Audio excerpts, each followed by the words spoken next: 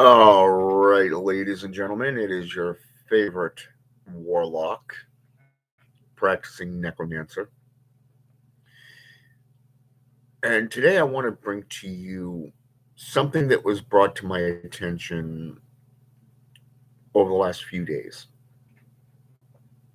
Apparently, a lot of individuals from voodoo traditions to hoodoo traditions to Santeria traditions and so forth. And it doesn't stop there, it also goes into Wicca and paganism. Groups and circles have all been coming forth asking this same damn question. Yet not one person has stepped forward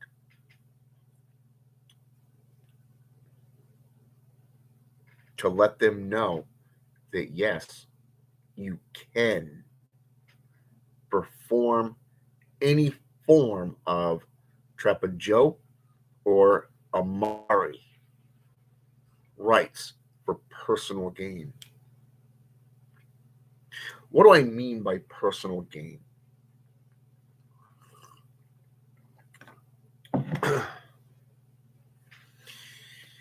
A lot of us who utilize sorcery for personal gain, black magic, for an example, for a grandeur term. A lot of people classify personal gain in a variety of ways, from strong arming a company to move up inside of it, to remove your enemies and competition within that company, or say, for example, to gain wealth, money for personal use, you know, to gain lovers and, temporary hookups or whatever you want to call it, or what you personally are looking for. It starts with the idea, the thought form. This is where I'm at. This is where I want to be. Why am I not going forward with it? You see, the answer to that is fear. The fear that others are going to judge you for doing a right for personal advancement. Fear that you're going to find yourself more isolated, even despised and hated. I say bring it. The reason for this is because of jealousy. This is why these people judge you. This is why they fear you. This is why they hate you, because you have the balls to do what they are too afraid to do themselves. And the ironic part is, the ironic part here is that, like I said, not one of these motherfuckers have stepped forward to answer that question. Yes or no? Go for it. Don't do it. Whew, how hard is it to make a decision, especially in this day and age? I mean, you're literally sitting in front of your computer or even on your cell phone with how much information at your fingertips? Google it. Wealth magic.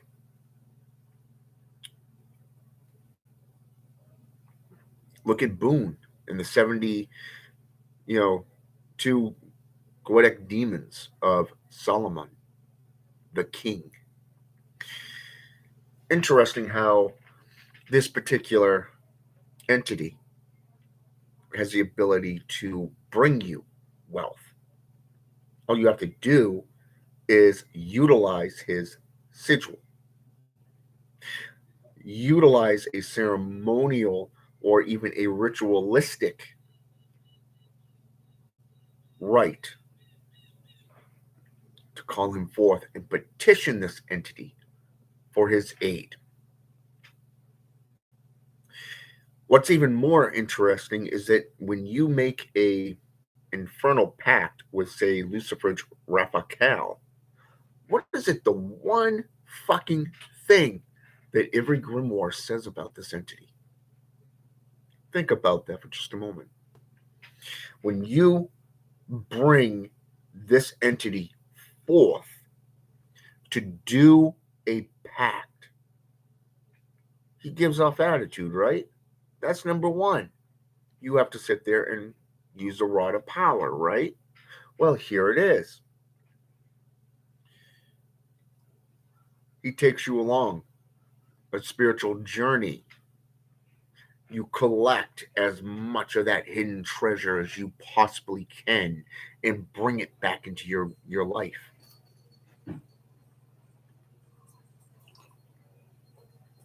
Even more interesting is that you really don't need an entity to help you out. I mean, you can use entities, but I would also recommend, if you're going to use Boon, I would also recommend Viney for protection.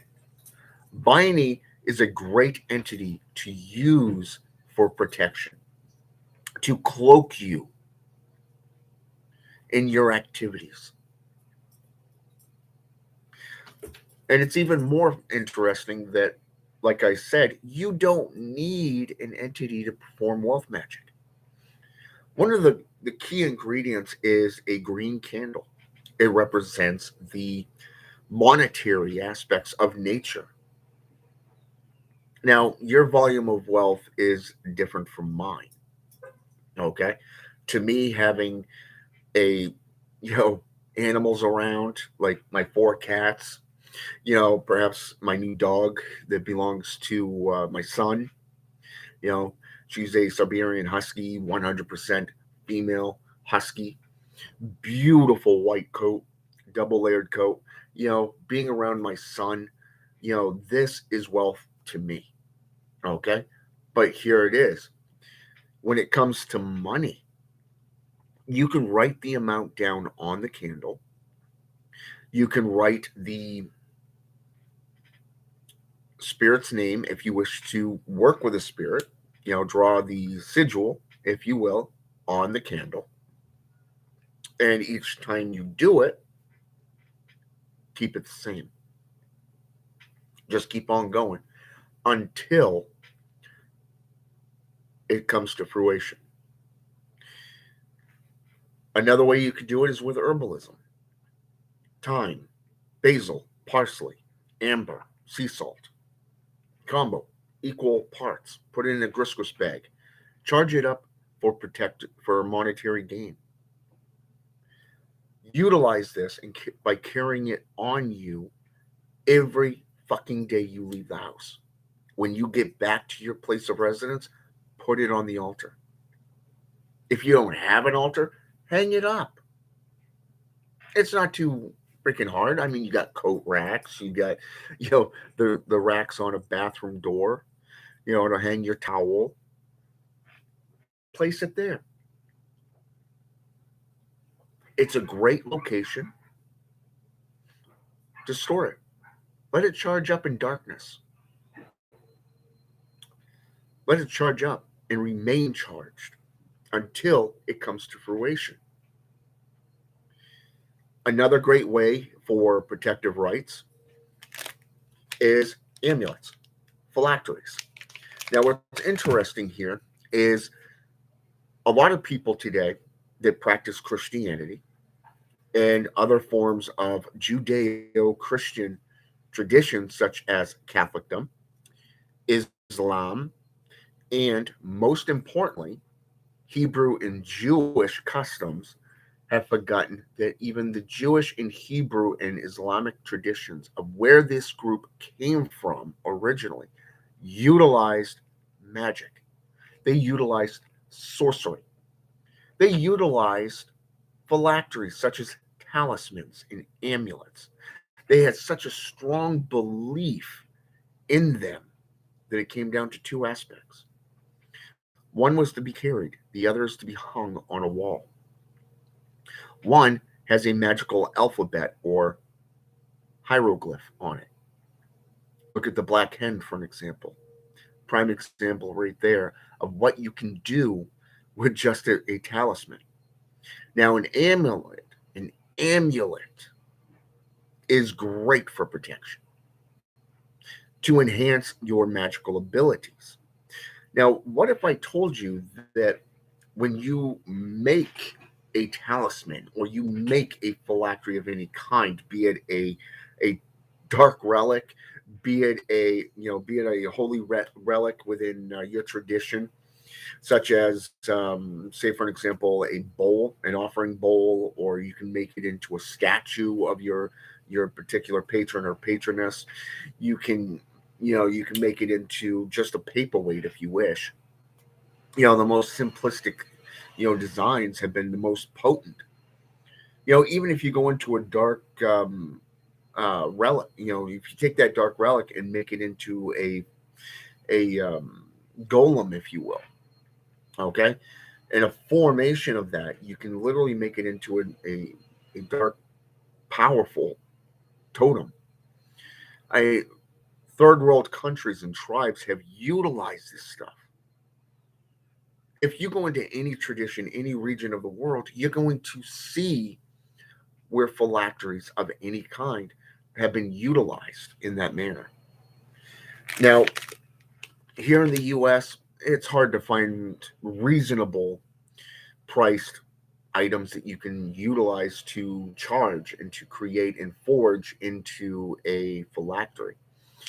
So I personally like to go with the earth elements when I do monetary gain. Okay. This you can get at Walmart for roughly about $6, $7. Okay. I believe too. Let's see if I remember correctly. In today's store and prices, you're looking closely to around $10. About like I said, about 7, $8, I believe, just for that. And this is a 1 pound white oven baked clay. Okay.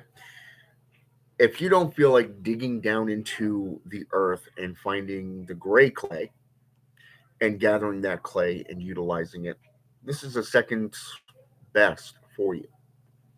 Just go to Walmart, go to Hobby Lobbies and say, hey, I'm just looking for oven baked clay. You know, buy this. When you burn a sigil or a blood pact, for an example, you can utilize the ashes. Use say for an example, a lancet or some kind of bloodletting device to bleed on the amulet to make it more potent. Blood sorcery has been utilized from everything from the medical practices to shamanism to necromantic rites and rituals, and even forging of pacts. You would be surprised how many traditions, including the JCI, the Judo Christian institutions, have utilized blood magic, blood sorcery. You look at every time you go to a church and they are doing communion, what are they depicting? The cracker that you digest and you put in your mouth is supposedly the flesh, the body of a dead man, Christ, their Messiah. The little cup of juice that you drink is the representation of his blood in the contract with his father. Hmm. Ironic how that happens, right? But yet, if we go into Jewish and Hebrew customs, they've used everything from golems to amulets, talismans, sorcery of various kinds. And you got to give it up for the Jewish, because when it comes to business, is there any one better? Think about that for just a moment. In fact, do your research. But no, you can, when you do this type of clay, this one here, it actually comes, let me just, with directions, temperatures, and everything right here. What you want to set everything on, how to sculpt it, how to use it, when it's done, how much quantity you can use, how many hours it's going to need to be in the oven. Very, very good. So when you're doing monetary gain, you really want to have an amount that you're seeking. Nothing too extravagant, nothing too extreme, just enough to say, okay, I've got $11,000 worth of debt. I'd like to get it gone. So I'm going to write 11,000, say $364, okay, on that. I'm going to draw the sigil of the spirit that I'm going to use. I'm going to rub it down with virgin olive oil. I'm going to use holy water or whatever, you know, even alcohol, if you will, of some form. I'm going to bring it down. I'm going to set it down on the altar, cleanse it with white sage, for the purity aspects, and I'm going to light it. I'm going to have multiple candles because of the fact that I want to do this daily until it comes to fruition. So, number one, you have the consecrated green or red candles. You have the sigil in the amount, the name of the spirit carved into it, just carved into it.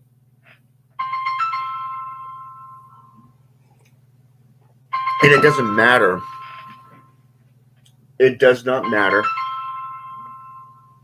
if it is a Trabajo, say vile magic. It does not matter if it is, say, for protection, healing, or whatever. It's going to be a similar process that you're going to follow. Okay? This is a very good process to follow. You can take two candles, tie them together, and say, okay, this person has wronged me. I'm going to put the face or photo of that individual on that one candle. It's going to be a black candle. My desire is a red candle, so therefore my intent is to remove everything that person cares about, financially speaking. So I want that person to lose everything. I want them to lose their stature. So I'm going to tie that twine around it and tie it to the other side. So as it comes down, you can watch the candle flames and how they interact with each other, especially how fast it drains. Now, they come down equally, or one will come down a lot faster. It depends on the individual, because not everybody is the exact same. Some have thicker skulls, thicker skin, if you will. So it's basically, it comes down to the fact that when you are doing this, you got to remember that it's about repetition. It's about repetition. You want to keep it going. You want to keep that momentum going. You don't want to overdo it, but you don't want to be extreme, if you will. A lot of people, especially from third world countries, I get it. You guys are poor. Look at Haiti. Look at Africa. They're the biggest freaking nations out there, and yet some of these cultures are so poor that they can barely feed themselves. And it's and all they want is to get rich and famous, but yet they don't stop to think about what that's going to cost them. Where's that money coming from? For you to become rich, someone else is going to have to lose their inheritance. For you to live, someone else has to die. There is a balance factor involved. And a lot of people don't realize this. Have you ever wondered why you don't see what goes on in a celebrity's home or in a celebrity's life? The only time you hear about a celebrity is when they go out into public. And all of a sudden, paparazzi goes, "Oh my God, Jennifer Aniston is here. Oh my goodness, Kendall Reeves is here. Wow." They get hounded. How many celebrities have died in the last year alone? Young and old. Do you really think that style of life is for you? You see, this is what greed gets you. This is why I like Kendall Reeves, because the man is actually humble, and so many people have said that. He is not what a lot of people expect him to be. He's one of the biggest action, you know, icons out there, outside of Scott Atkins and Arnold Schwarzenegger and Sylvester Stallone. But no, he's not flashy.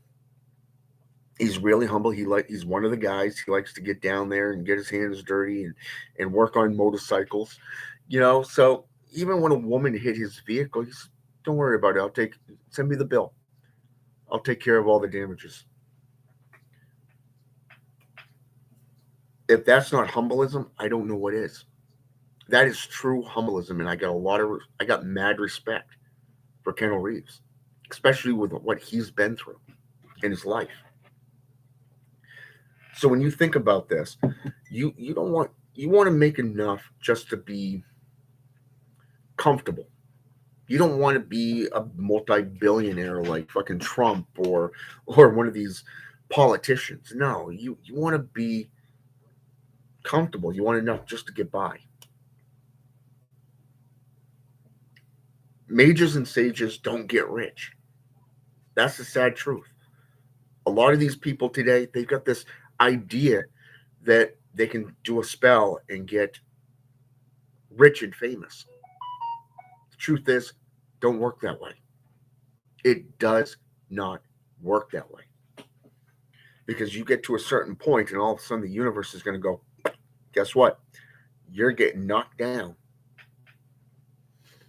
There is a balance factor to everything. It does not matter if it's the voodoo or African Caribbean traditions. It doesn't matter if it's Satanism. It doesn't matter if it's Wiccan or pagan. It doesn't even matter if it's the JCI.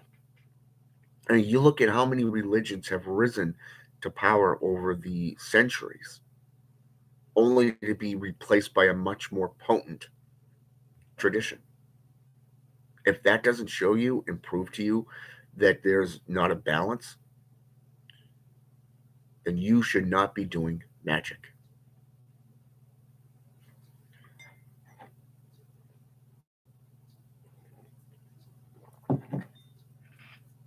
One of the things that I'm teaching my apprentices is the fact that there is a balance factor.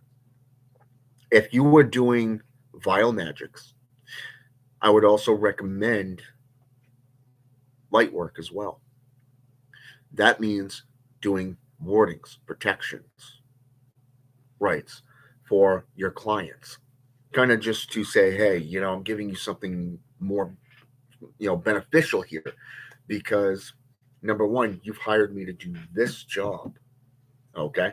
For you, you're paying me, a lot of money to do this work. It's not going to be done in a day. But guess what? It's getting done and you're seeing that evidence. So, on one hand, you're doing all the vile magics, the curses, the spiritual attacks. the psionic warfare aspects. You're hitting them multiple times throughout the day and night. You're burning their bridges to the fucking ground. But at the same time, after that entire week is up and you've placed all that stuff into a jar, all of that stuff into, say, for example, a Dibbit box, which is, by the way, Jewish, just saying. You seal it all up, you take it someplace and you discard it. Put it in bury it in a cemetery. Take it out into the woods, bury it. Toss it into a river. Then you go back to your temple and you cleanse. You cleanse your temple. You never, ever do vile magic at the same time you're doing protection. Ever. Do not do it. Because you're just going to cancel it out. You do the vile magic up front. You cleanse yourself, your temple. You charge it back up. And then you start on the protection and the Amari aspects. All the light work comes after that. Because the one thing that nature should teach you is that for something to be created, you must destroy it. For you to prosper, or for somebody to prosper like your client, then you must destroy the enemy first. Because that enemy, that villain, that negativity, that is the hindrance. So you must get rid of it, disregard it, destroy it, wipe it out of existence. And then you can create. History has shown this. I don't know how many times throughout the the millennia. But you're the only one who can decide how far you're willing to go.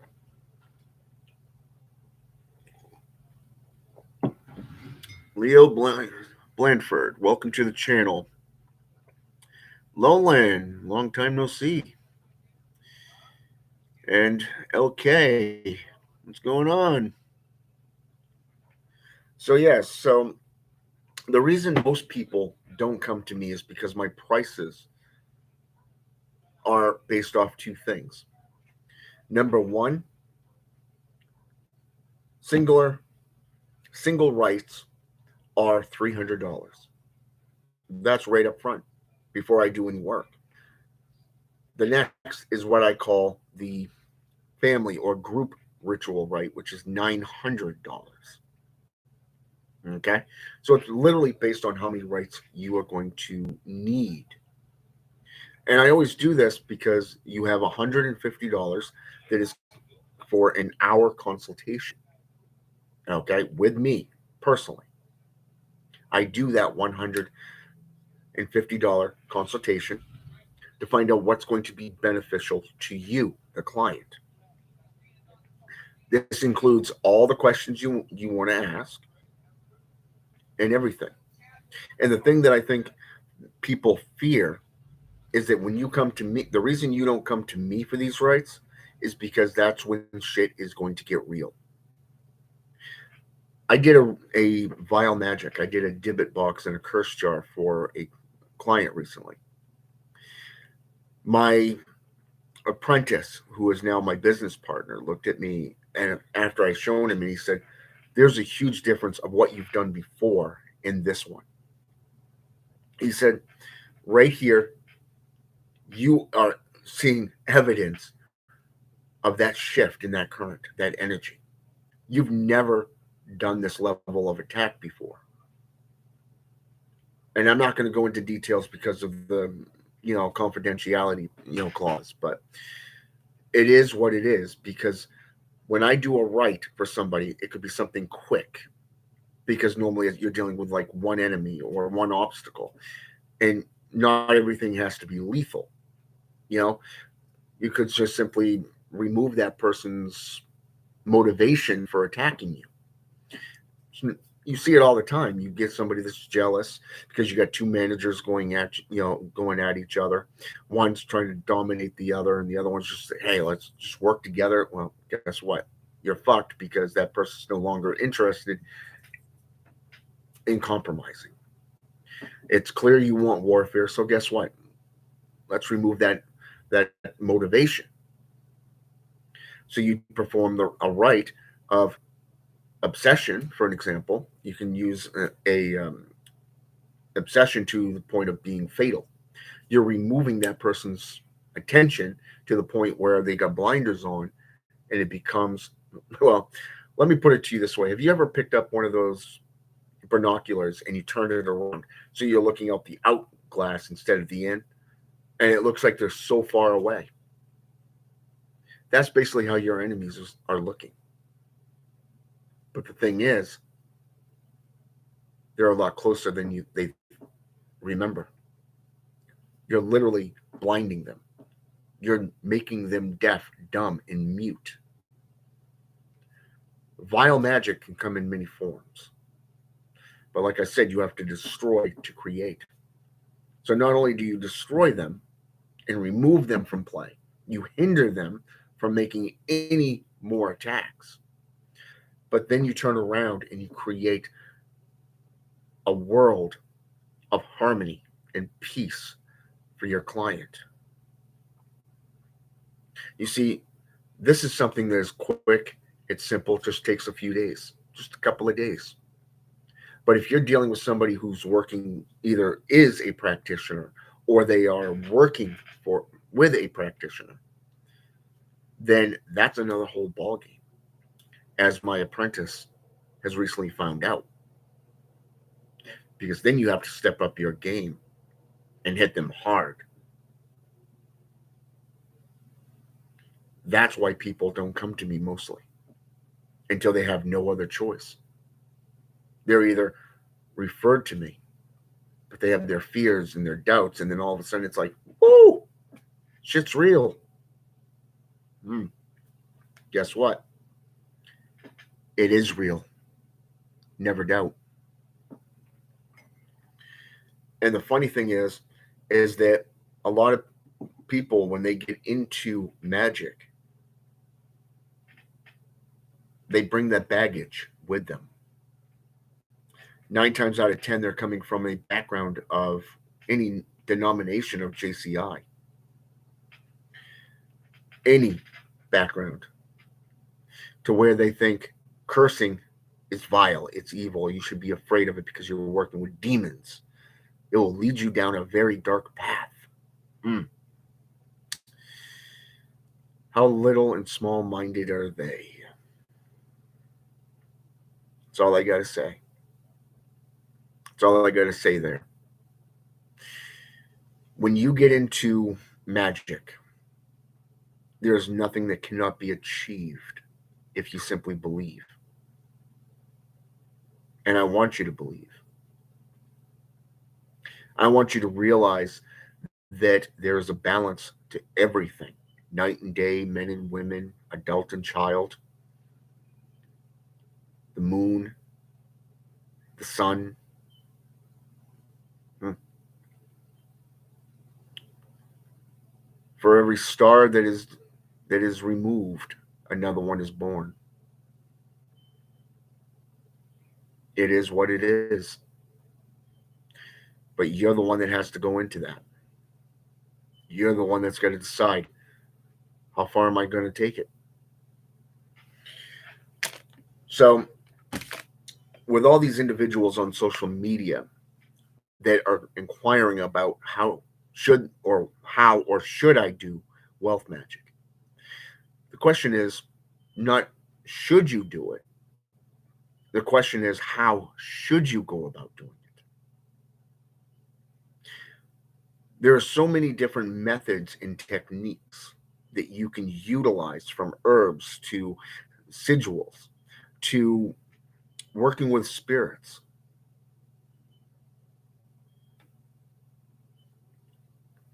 There are so many different applications. You can even use rings, or crocks. You can use talismans, amulets, relics. You can build up that that karma aspect even if you wish. But it comes down to what type of wealth you're really looking for. And a lot of people, in my opinion, do not even begin to grasp what their comfortability is. They don't even know what am I truly seeking in life. I was recently called a true shaman. It's kind of funny because I'm a necromancer, not a shaman. But as I've stated in a video in my necromancy journey, my journey into necromancy series, both of these two practices go back as far as the 6th century BC, which is before Christ. I traced it literally back to the 2nd century, going back to the 6th century. And it's interesting because of the fact that the one thing that separates these two practices is the methods, the intent, the tools, the practices. They're all alike. They're basically the same goddamn thing. Think Nikia, for an example, ancient Greek term for necromancy, very similar to the spiritual journey of a shaman. You're doing ceremonial rites, you're doing spiritual workings. But yet, how many of them today dare to research, dare to question? Like I said earlier, you're at your computer, you're on your cell phone right now. How much information is at your fingertips? You just got to think about the wording. The wording. That's all you got to do.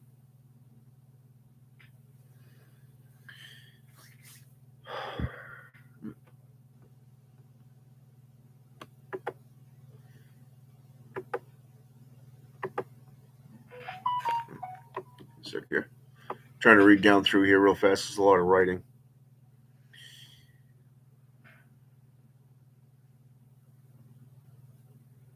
I'm glad to hear that you enjoy what I'm putting forth, Leo.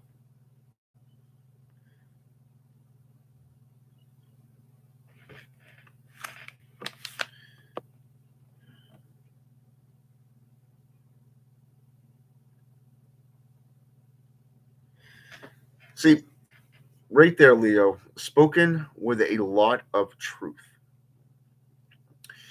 I want you to think about the European witches and warlocks of medieval Renaissance times. When did they become separated? When did the term warlock become vile, untrustworthy? If you actually go back to the hexa, the strega, the eshi, or the agi, you'll notice that the balance between male and female is there. Second of all, you will notice that the one thing that they have in common is they're the protectors of the sacred knowledge. So, why do people think that a warlock is vile? You look at the origins of the term, the definition, Welsh and Anglo Saxon mostly. The etymology states that a warlock, if you have been dubbed a warlock, then you are vile, you are a liar, you are a betrayer, an oath breaker. And the thing is that if you go beyond this into other regions of the world, you're going to see the medicine man. You're going to see a Bokor or a Caplata. You're going to see a Marimberos, even, which is also a necromancer and sorceress. Now, what's interesting is you're going to be seeing a lot of different types of witches and warlocks out there, different practices, different belief structures, but the tools and the traditions are relatively the same. So, but it wasn't until Christianity that came across these traditions that they became separated and vile. So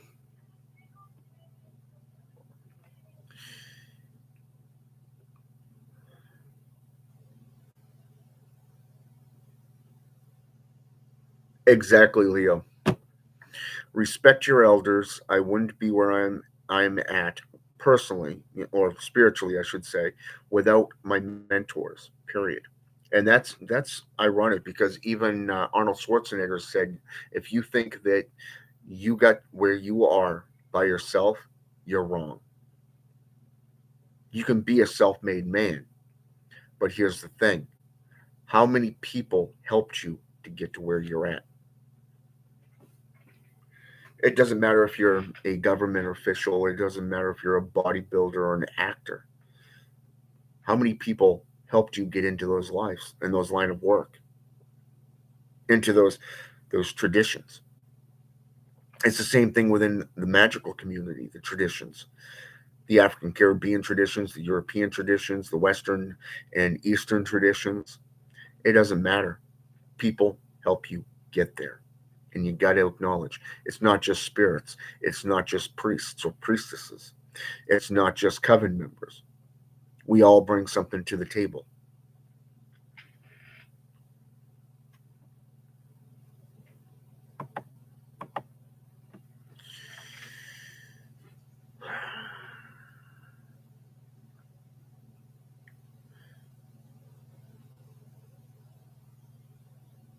Oh, thank you, Lolan.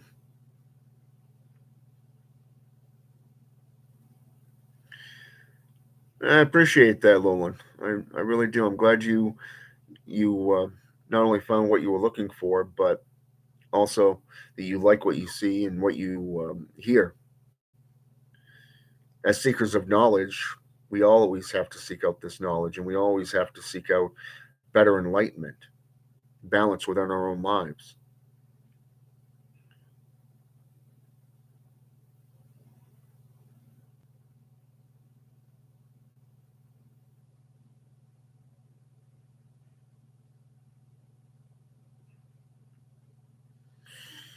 Jeffrey, 524, welcome to the channel.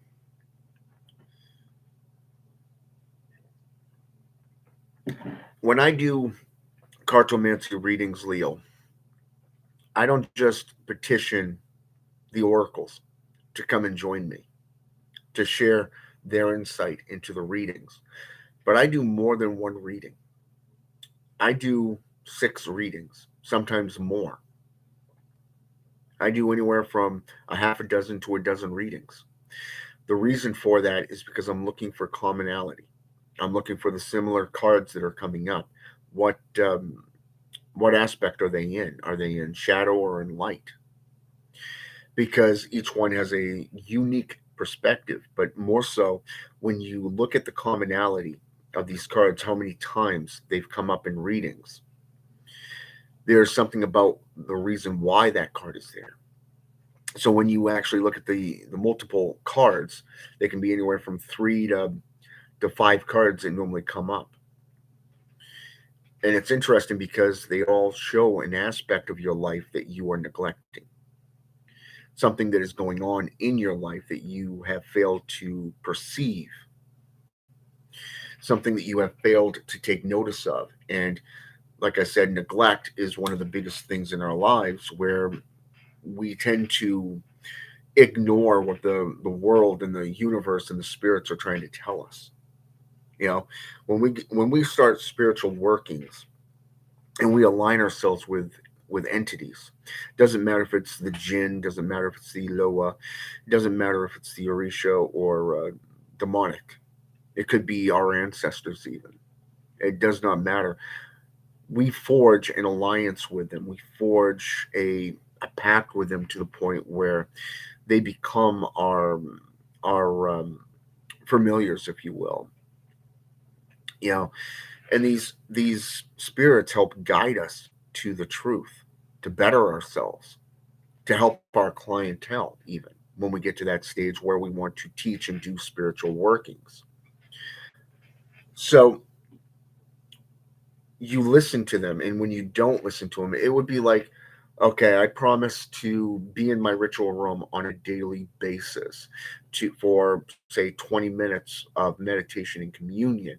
But yet after say a week and a half to 2 weeks, you suddenly just skip a few days because you're like, I'm tired of the same old shit.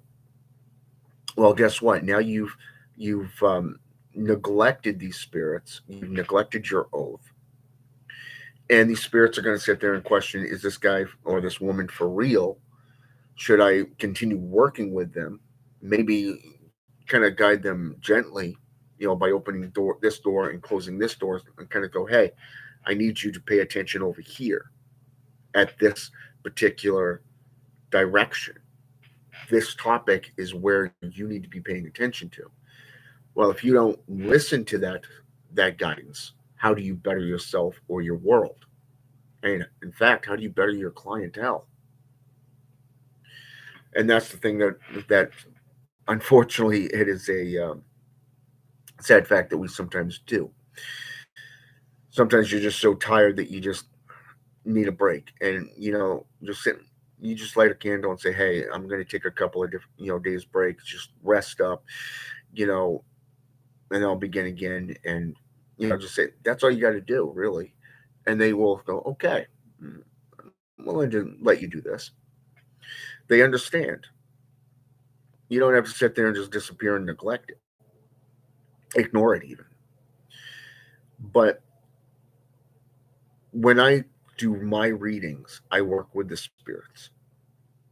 And the reason for that is my insight can be limited. Think of a practitioner as a horse with blinders on. We only have a limited amount of perception into your world. We can only translate the cards. We can only translate what the information being perceived from those cards, from that deck, from that cartomancy deck. If we're doing rune readings, it's the exact same thing. The only difference is with runes, you start further away and you work towards you. You don't pay any attention to the runes that are upside down, because if you don't see the runes on them, then they don't really exist. They're not an issue, they're not a topic. So you want to look at the symbols that are face up and you start away from you and come towards you. Okay? When you're working with a scrying mirror, that's a whole nother can of worms. At that point, you're calling a spirit forth through invocation and evocation practices to aid you and to give you information. And believe me, there's a lot of different ways that they can do. You may want them to come through the scrying mirror. Well, guess what? They can use the candle, they can use the incense smoke, they can even speak in the same room as you and scare the shit out of you. I can't tell you how many times that's happened. You'll be sitting there doing a write, and all of a sudden something falls off a shelf, and it's like you're the only one there, and you know that. So it's like, okay, why did you do that? Am I missing something? Okay. So you want to work with the spirits to gain a better insight into your predicament. It does not matter if it's dealing with wealth or vengeance or love. Now, personally, I don't do anything with love. I do not do it. That's why I keep my ass out of that world. Okay? I have a talent for destruction, and I do it well. I once did a write where I had a client. Think of it as a fatal three-way, if you will. A fatal three-way, sometimes a fatal four-way. And it's ironic how everybody's chasing each other except for the client, who's sitting back because all the good things are going to that client while the rest of them are just destroying themselves. They're so focused and obsessed on each other that it's just yeah, I love it. So destruction is my thing. I love it. I'm good. I'm a destructor. I'm a destroyer. I get it. But I can also do protection. And the one thing I can tell you about being a practitioner is the fact that to be a good practitioner, you have to have knowledge in both aspects. To destroy, You also have to heal. You have to protect. Okay, so it'd be like, how should I say this?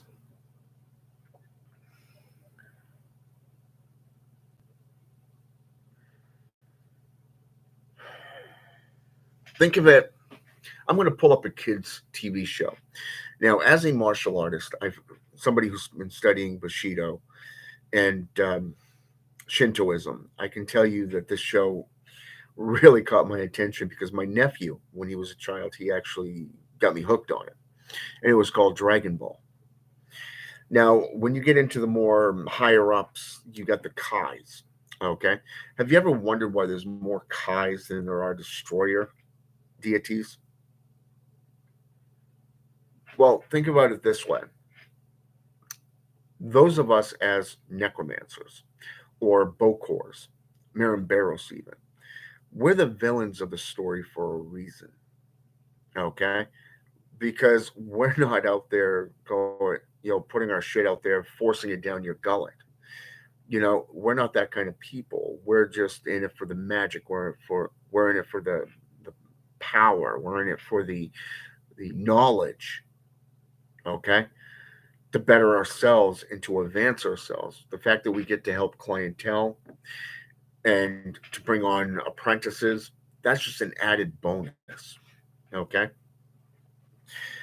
but we all have our talents. So when you think of these white light practitioners, for an example, and this is this is something that will go into what you were talking about right there, Leo, as well, is because of the fact that everybody is so afraid of the dark and the vile nature of magic that they focus so much on the light aspects and things become unbalanced. This is why you have so much chaos in the world. But when you get somebody who doesn't give a shit about harming, somebody for profit, or for to try out a new cursing thing, like say I've been working with dibbit boxes lately and working with seals, various different types of seals and sigils and glyphs that you can put on these things, not just the cursing jars themselves or the griskus bag, but there's so much different aspects that you can utilize, and when you're doing this you can make them more potent, if you will. So a necromancer is something that is not natural. Look at Kakashi in Slavic traditions.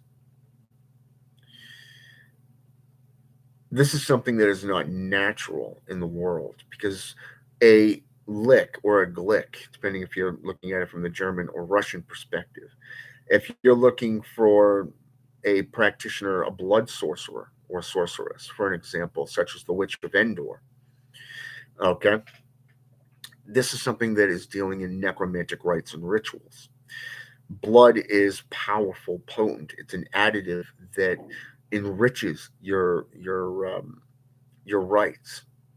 So when you're doing a ritual, doesn't matter if you're creating things, doesn't matter if you're doing a curse, um, monetary spell or whatever. When you add blood to it, it enriches it. It makes it more potent, more violent in nature.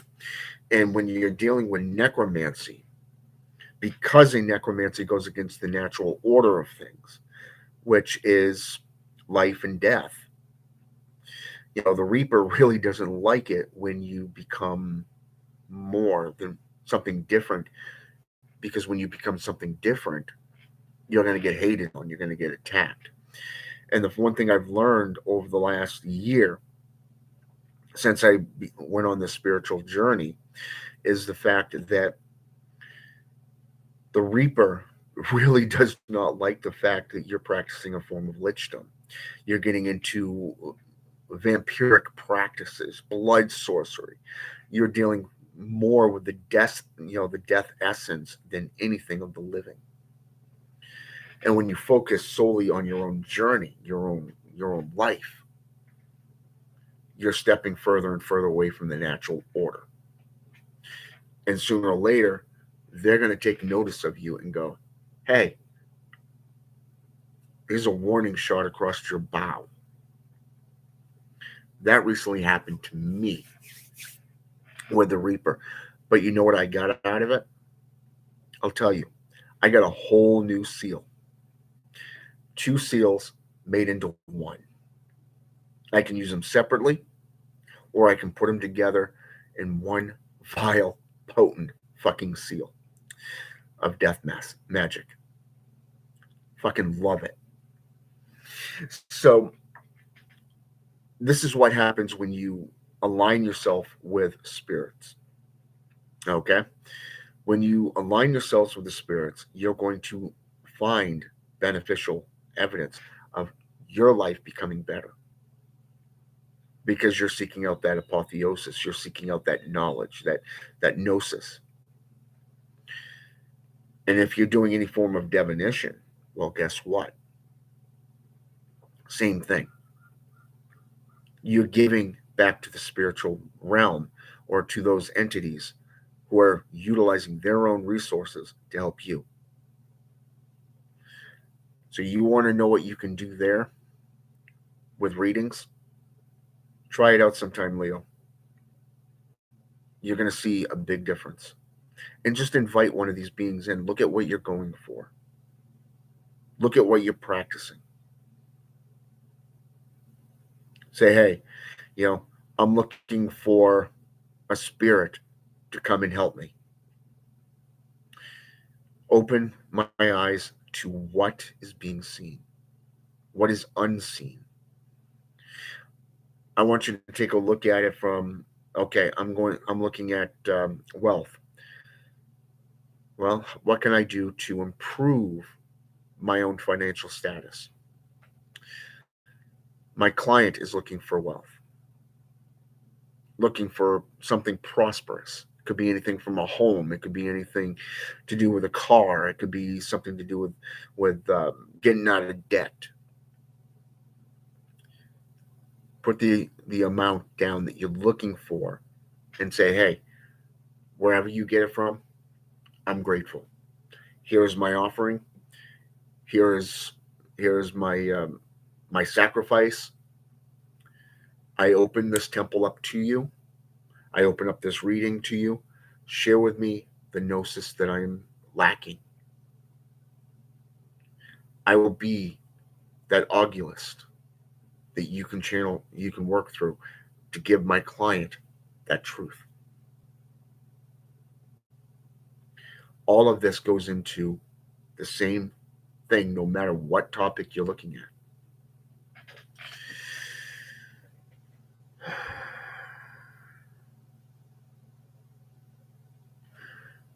Well, that's the thing, Lolan, is when it comes to writing a book, it's a lot harder because you have to get the correct information. You have to cross reference. I have, right now, I have 7 essays completed. 7 essays, 4,000 plus words in each one. And I'm still going with the practice and everything. I've been researching tomb necromancy and the practices that go along with it from various different regions.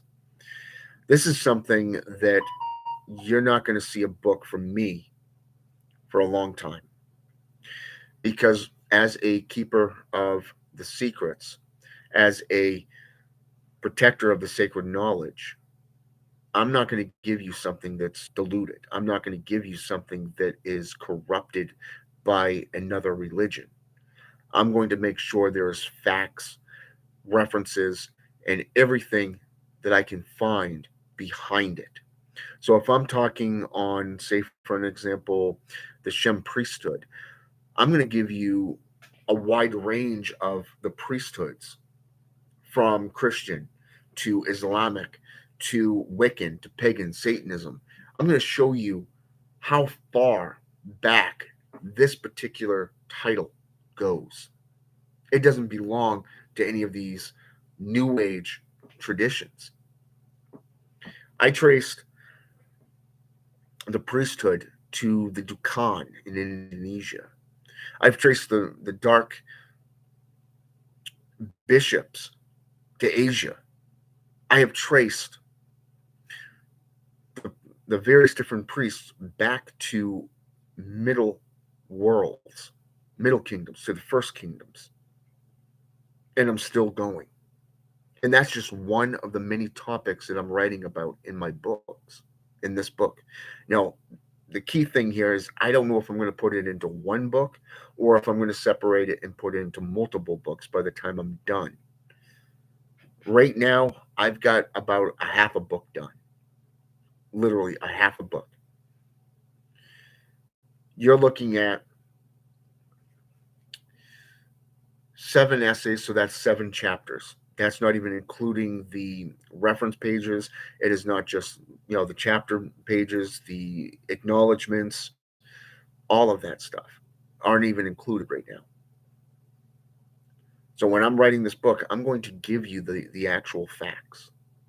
It's going to be historical based. It's going to be based off folklore, archaeology, anthropology. Everything that I'm typing, everything I'm working on is going to be 100% backed up by historical, folkloric, and everything in between.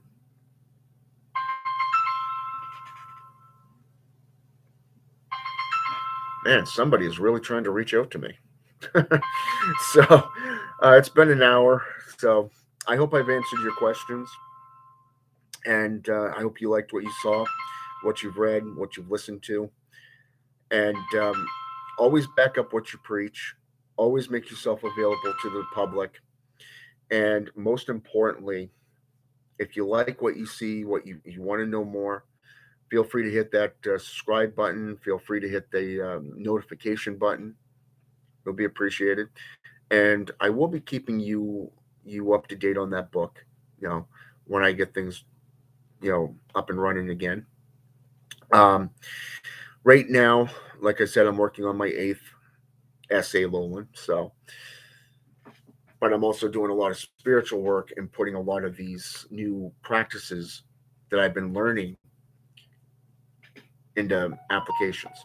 So it's kind of cool to see how they're unfolding in the rites and rituals. So, all right, I'm out. Have a good day and or a good night, depending on where you are in the world. It's always 5 o'clock somewhere, and just stand your ground. Really, if you don't agree with something, back it up. If they don't like it, let them piss and vinegar everything. It was funny because I want to tell you a little story before I go. This happened yesterday while I was at work. I've been with 2 different Dunkin' Donuts companies now. As of November 15th of this year, it'll be exactly 1 year with my current company. Now, before that, I worked for a different owner who, for 4.5 years. And it was funny because of the fact I went to my AGM and I said, hey, I want to be promoted. I'm willing to, go through their tests, the trials, and whatever has to be done to achieve that goal. Both he and another shift leader looked at me and go, no, you can't. I said, really? So basically, you're going to go against this, and this. Do you want a third lawsuit against this company? I mean, especially with the company's history. And they've already got two lawsuits against them right now that's active. You want a third? And at that time, one of the higher ups came into the store and heard me telling them this. And this person looked right at my AGM and said, he's not wrong. Knowledge is power, and people fear knowledge because that means they're going to have to be individuals. Again, another reason why people don't want to associate with me. But you know what? I'm okay with that. But I wanted to share that with you because if you decide to go down this path, guess what? You're going to find a lot of resistance. You're going to find a lot of haters. And you know what? It says more about them than it does about you. Just stick to your guns. Put forth the evidence. Put forth, what you're preaching. And always make yourself available. Watch your enemies fall. Or remain stagnant, one or the other, while you find plenteous fruition. All right? Have a good one.